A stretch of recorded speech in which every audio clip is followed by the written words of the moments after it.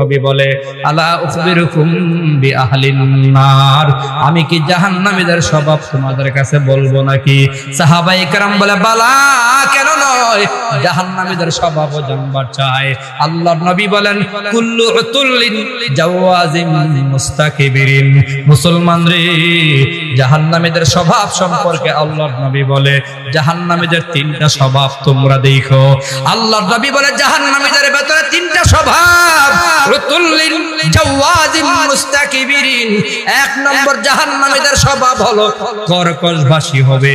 এদের ভাষার ভেতরে কোনো মধু থাকবে না, মজা থাকবে না, কথা কয় তিতা কথা, কর্কশভাষী, মানুষকে তুচ্ছ তাচ্ছিল্য করে হুমকি ধামকি দিয়া কথা কয়।